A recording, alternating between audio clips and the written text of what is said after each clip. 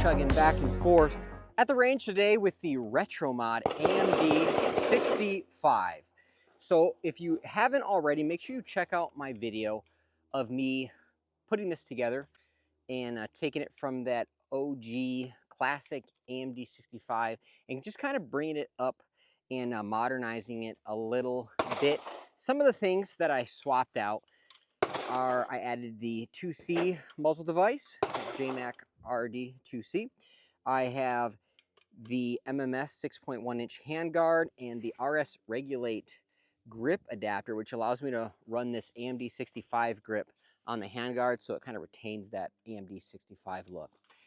I am still running the AMD-65 gas tube, but what I did was I added this heat tubing to it, and I just threw this on last night, and right now I'm just using some basically just some tripwire to hold it into place. We'll see how that holds up today.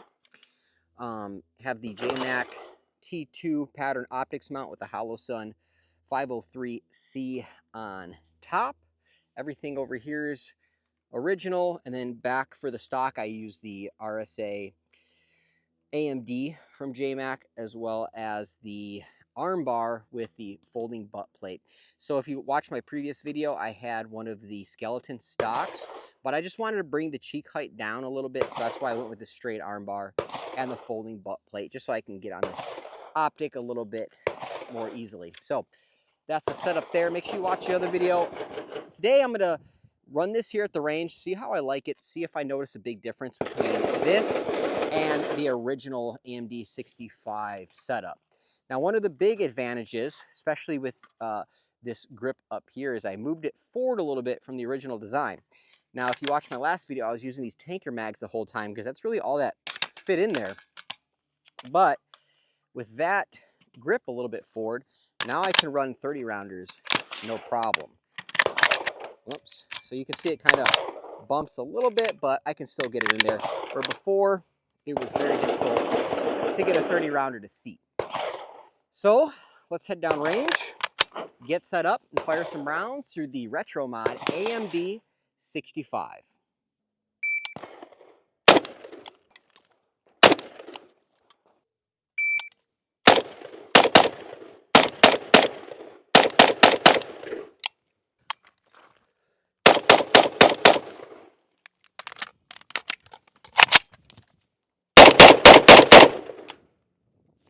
It is about 85 degrees today, and I'm not running gloves just yet because I just want to see how long it's going to take for me to not be able to touch this gas tube. I've already shot a little over a mag through this, and so far it's not an issue. It's warm but not hot. All right, so this lower handguard retainer is hot. If the rest of this was that hot, it would be a problem. But so far, not an issue. Let's keep shooting and see how it does. Let's try a bill drill here at 7 yards.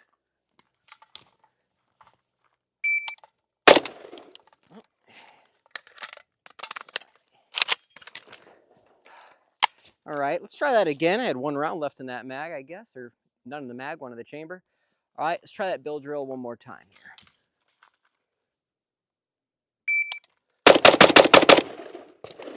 All right, that was a 162 with the AMD-65.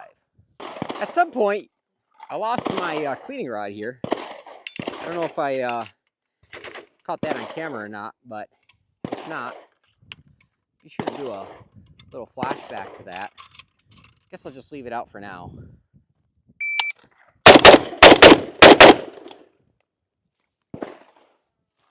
Definitely feel that flash and concussion from this 2C, but it does a pretty good job of mitigating recoil.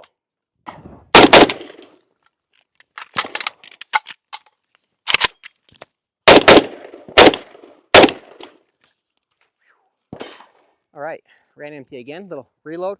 You can see I have an X-Tech magazine in here, and before, with the original setup, it was not possible for me to get a 30 round X-Tech in. Of course, this is their Gen 1, which is a little bit bulkier than the newer Gen 2 models, but either way, it now fits in the AMD-65 retro mod just fine. As far as the heat goes, just an update here. Feels pretty good still. It's hot back here towards the receiver, and the lower handguard retainer is hot. But right where I'm grabbing, this all feels good.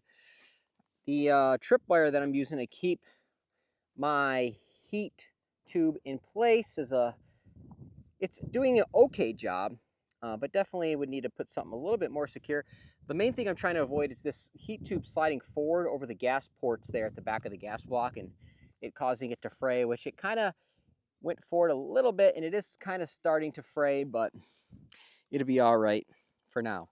So anyways, I'll shut up and shoot some more. Oh, the other thing I forgot to mention, this Hollow Sun optic here is solar powered, which I'm not a big proponent on solar powered optics because how often do you have your optics, in a well enough lighted environment to where the solar power is actually going to be helpful. But today I realized when I got to the range that my reticle was flashing, which with a Hollow Sun typically means your battery is going to die. And this particular model has the little tiny screws you need to remove them in order to install a new 2032 battery, which I didn't have. Fortunately, I was able to switch over to the solar powered mode, and now I have a nice bright reticle that's running off the sun. So I guess there is a use for solar powered at the end of the day. I wouldn't recommend relying on it, but it has helped me today in a pinch. Here it is.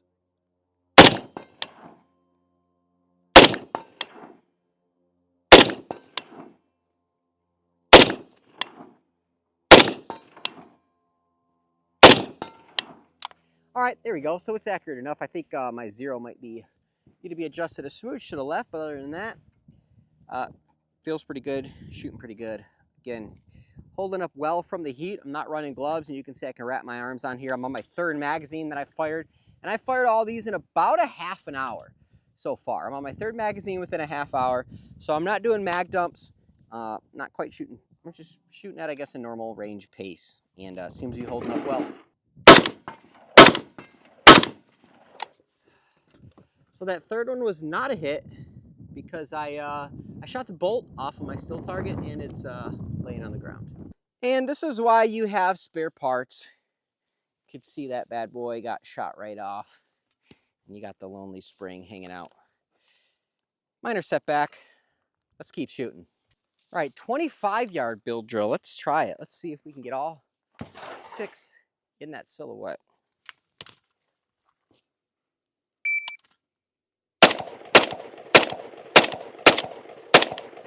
Oh, yeah. It's nice. I can feel that bolt chugging back and forth as I shoot. Let's check it out. My time was a 4:30 on that, and it looks like I have one just outside of the silhouette. Other than that, not too bad. All right, so there you have it. I just ran 3 magazines through this in a matter of about 40-ish minutes, and temperature-wise, held up great. Didn't need to wear gloves, as you can see. You can see this little heat wrap I got going on. It is sliding a little bit more than I like. Probably run some metal zip ties on here, something to keep it in place a little better. Although that tripwire on there does look kind of neat, but it's not quite holding it as tight as I would like. The 2C performed great. This being a 7.62x39 with no adjustable gas system, it definitely needs something to tame that recoil down. And I could probably even bump it up to a 4C and get a little bit more performance out of it. But the 2C does do quite well. The handguard and this front grip with the RS adapter. You can't really see the adapter, but it's under there. It just allows you to mount a pistol grip to an M-lock slot. So make sure you check out my other video where I throw that on. It's nice to be able to run the X-Tech magazines in here. The first time I brought this out, before making it the retro mod, I had all my X-Tech mags loaded up and ready to go, and then I realized they did not fit. So this is really nice to be able to use those. The stock setup worked great. If you notice with this AB, FB, the folding butt plate, it does kind of fold out a little bit easily. And depending on when you shoulder this, you could potentially run into that.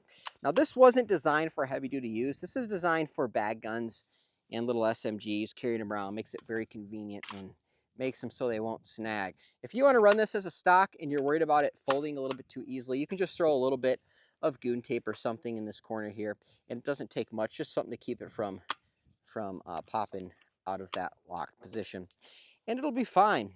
Overall, really happy with this setup. Probably leave it in this configuration for some time because it's a lot funner to shoot like this than it is to shoot in its original configuration, although I do enjoy that original configuration for collectible purposes, and it is fun when you just want to kind of take that and you know, get a feel for a non-modernized firearm, kind of show you what you're missing out on, really make you appreciate this newer stuff. The AK platform, it doesn't matter what you got. You could, if you happen to have an AMD laying around, you got a crank, doesn't matter. There's a lot of aftermarket support for AKs, and you can pretty much make it however you want to make it. And you get the Niet rifle is fine, people. But if you look at